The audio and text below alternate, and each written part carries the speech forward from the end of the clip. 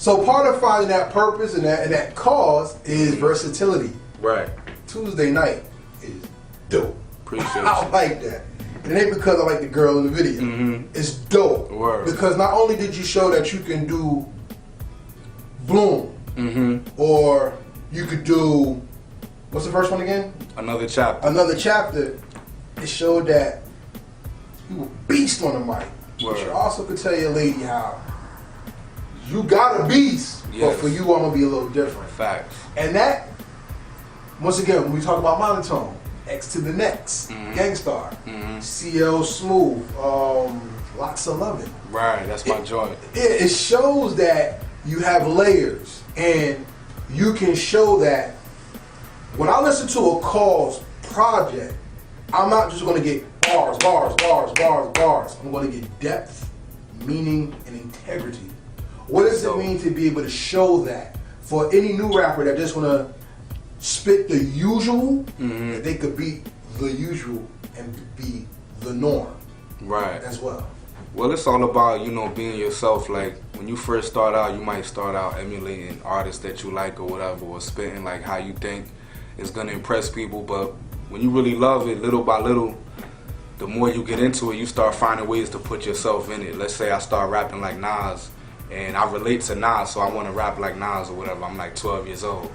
But then by like 14, 15, I'm like, damn, I've been rapping like Nas for a few years, but I'm not Nas, so I could keep some of the things I learned from him or the things that I relate to, but I gotta start putting my life into it. And I feel like it just kind of like happens naturally like that. Like, the more I went with my music, I started figuring out more and more how to just put more of myself into it, put more of my energy and, you know, what feels right. And when you grow as an MC and an artist, it just starts to become more and more you, a unique sound that nobody else can have, because that's really what it is. It's about growing into yourself as an artist. You don't want to put out music that sound like nobody else. You don't want to remind nobody of no one else. And, you know, in hip-hop, we always like to compare, and it's a good and a bad thing, because some people might feel like they're a mix of certain motherfuckers, and that's how they might explain it to their friend, like, yo, this guy sound like such and such, mixed with such and such, with a dash of energy from such and such. It's nothing wrong with it, but obviously on the grand scheme of things, if I come out and my style is Jay-Z, we already got Jay-Z. If my style come out as Eminem, we already got Eminem. So I just keep it as fresh as I can, to the point where I feel like it's authentically me, like we talked about, and just to the point where I'm like, nobody else will make this song because I'm the only person that could write it. Like, that's another thing that I learned on my journey growing up, trying to get in where I fit in and being more of an introvert and shit. After a while, I realized, like, damn, man, I gotta tell my story, because it ain't nobody else there that got this story. Ain't nobody else out there that got this story. Like, I'm the only one that could tell it.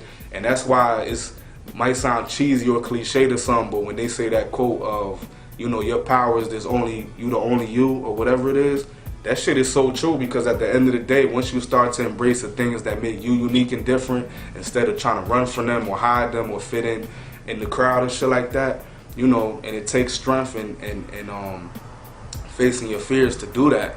But once you do it, the reward is crazy, because there's people out there that's like, damn, they do relate to you, but nobody else might be telling that side of life. So once you start telling it, yo, I've been through this, or even as far as like the Tuesday Night, me talking to a shorty like, yo, look, I fucks with you. The world gonna know about me, like, we going to the top, and this is how I feel. It's important to be vulnerable sometimes. It's important to be able to express, especially as men. We grow up with like two emotions. We either good or we pissed off. We don't really understand all these other emotions that come in life. So I feel like it's very important as an artist, anybody that's involved in music, if you don't go into the depths of your soul, into the depths of your heart, into the depths of your mind, then you're not going to be able to really bring out something special. So that's why I'm not afraid to take it anywhere that I need to take it and go somewhere different with it and continue to like expand and be creative. That's dope, because emotional depth is what makes a great MC a great MC. That's what made Scarface and Biggie stand out. That's my guy, Face, Ghetto Boys. Yeah. But that's also why Redman gets forgotten in the greats, because he doesn't have an emotional depth song. He's one of the greatest spitters ever. But emotional depth is what will set you apart from all people, because like you said, that is your story. Yeah. So talk to me about Feel Me. And my favorite part of Feel Me is the second verse. Bro. Okay. I want to get your understanding of the song Feel Me and why you made it. I remember I first heard that beat. Shout out Camel who produced it. And it almost sounded like a modern day, like Reasonable Doubt type of vibe or something to me. So I was like, alright, I knew it just had so much depth to it that I'm like, I gotta go deep on this one. And I usually just, get medicated and whatever pours out. I let it fill out itself. I don't do too much thinking about it. So when I just started, if you notice, I kind of started just where I was at the time. I'm an orphan child, peace to moms, but I'm lost and wild, off and loud, get lost off in the crowd. But I kind of do what I usually do is expand it to the world, so it kind of became an anthem for a lot of different things, the have-nots, the disenfranchised, the outcasts, the misfits, the people that feel like they don't get no love. That's why the hook is, I don't give a fuck if nobody don't love me, y'all gonna feel my pain. It's basically like you coming, and of course a lot of the song does touch on the lower class and people that struggle, but just in general, with the chorus and the whole meaning behind it is just saying like, yo, well, you might feel forgotten, you might feel unheard, you might feel neglected, but whatever it is, that's you in your moment saying, I don't give a fuck what it is. I don't care if nobody don't love me. Like, you gonna feel what I'm saying, because I'm saying it right now, and I don't want to hear nobody ain't hear me. You gonna feel my pain. And it's like me standing up at that moment where I was at in time. It wasn't the best moment of my life. So when I was writing it, I was just like, fuck everything. This is the truth. This is the world's truth.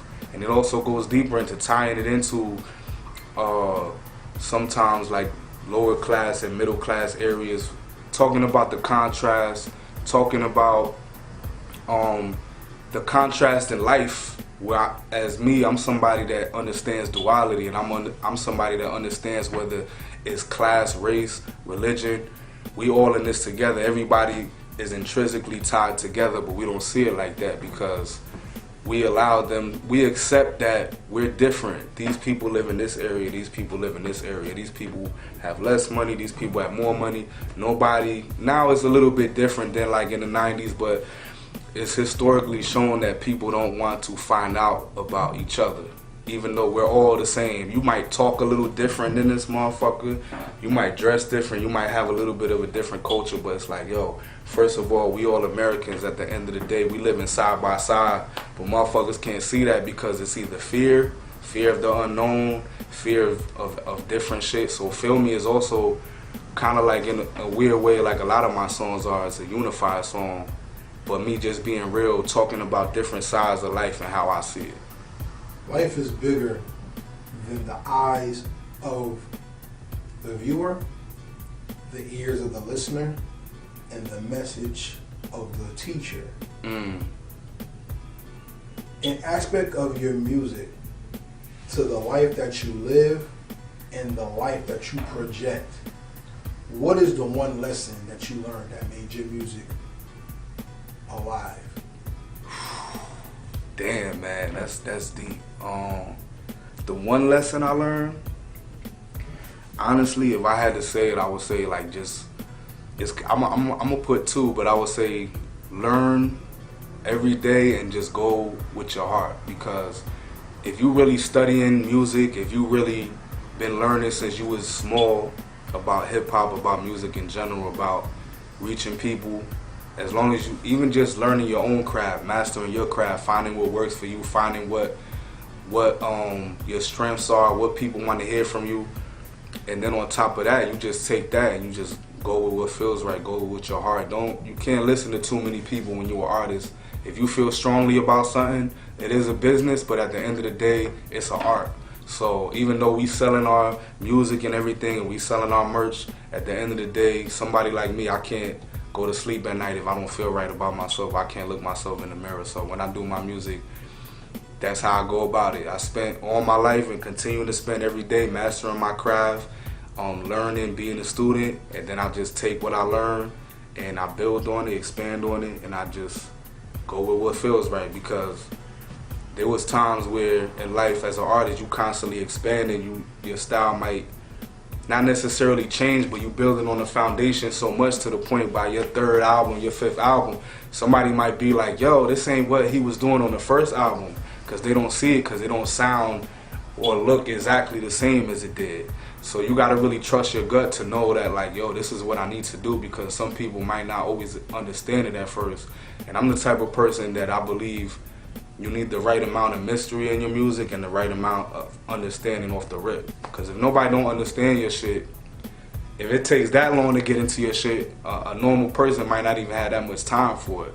But if ain't no mystery in it, you're not giving them nothing to go back to. Or when they, 100th listen, they still really, you know he said this.